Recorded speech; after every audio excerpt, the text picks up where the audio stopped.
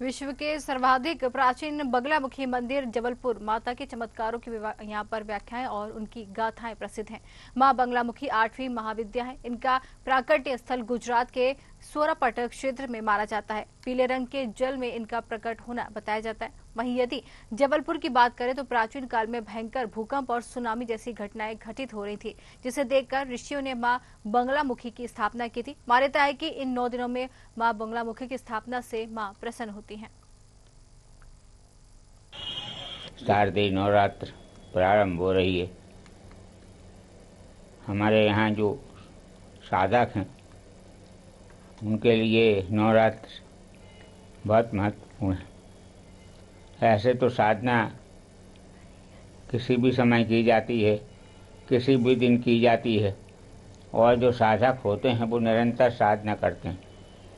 उनके लिए ये कोई प्रतिबंध नहीं रहता कि नवरात्रि में करे या दूसरे समय में करे, परंतु नवरात्रि का बहुत विशेष महत्व है। भगवती कृपा करती हैं और मनुष्य को साधना की सिद्धि प्रदान करती हैं। नमस्कार, इस वक्त हम मौजूद हैं जबलपुर शहर के बीचों बीच स्थित सिविक सेंटर में, जहां पर बहुत ही ज्यादा प्रसिद्ध मंदिर बगलामुखी मंदिर बना हुआ है, जो कि अपने भक्तों का भय दूर करती हैं और शत्रुओं का नाश करती हैं।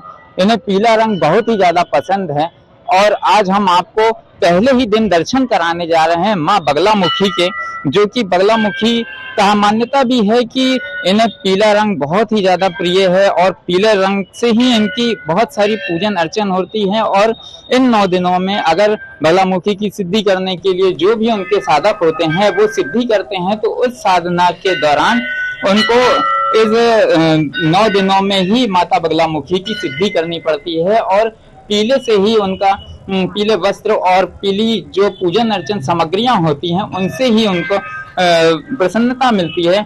जी, मैं कैमरा पर्सन से बोलना चाहूंगा कि माता के दर्शन कराएं, किस तरीके से माता जो यहाँ जबलपुर के सिविक सेंटर मध्य स्थल सिविक सेंटर पर हैं और किस तरीके से माता का श्रृंगार किया जाता है। इन 9 दिनों में माँ बगलामुखी के अलग अलग रूपों का श्रृंगार किया जाता है और बहुत ही मनमोहक देखा जा सकता है कि किस तरीके से बगलामुखी माता अपने बच्चों को, अपने जो उनके चाहने वाले हैं उनको आशीर्वाद देती हैं, उनके भय को दूर करती हैं और उनके शत्रुओं का भी नाश करती हैं। माँ बगलामुखी की कौन कौन सी विशेषताएं हैं, विशेषताओं में महाराज जी से भी हम बात कराएंगे, लेकिन जो बचपन से यहाँ पर माता के दर्शन कर रहे हैं उन लोगों से भी हम बात कर लेते हैं।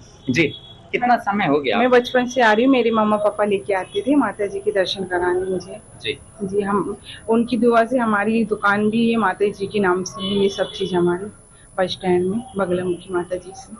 जी, और भक्त भी जुड़े हैं, उनसे भी हम बात कर लेते हैं। जी, सभी लोग जानते हैं कि नवरात्र का पर्व विशेष 9 दिनों के लिए होता है, लेकिन हम सभी लोग 9 दिन तो यहाँ आते ही हैं, लेकिन रोज भी हम कोशिश करते हैं जब भी हमें मौका मिलता है तो हम आए और माँ के दर्शन करें। मां बगलामुखी का नाम सर्वमान्य माना जाता है। इसी विषय पर हमारे साथ महाराज चेतानंद महाराज जी हैं, उनसे हम बात कर लेते हैं।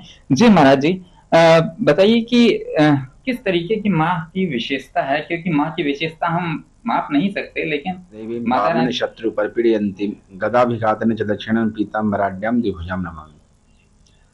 हम सभी लोग सनातन धर्म को मानने वाले हैं।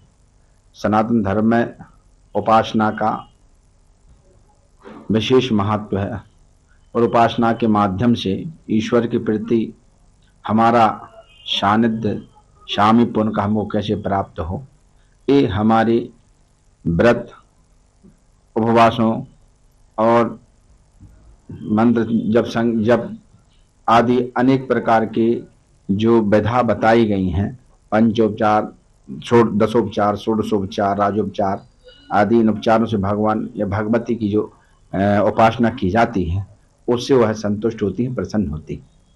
तो इस नवरात्रि में विशेष यह है कि वह शक्ति का पर्व माना जाता है और जिसका जो पर्व होता है उसमें जो हम मंत्र जब करते हैं ऐसे करेंगे तो उसका तो फलश्रुति है ही, लेकिन जब विशेष पर्वों पर जब तब करते हैं तो उसकी फलश्रुति अधिक से अधिक होती है।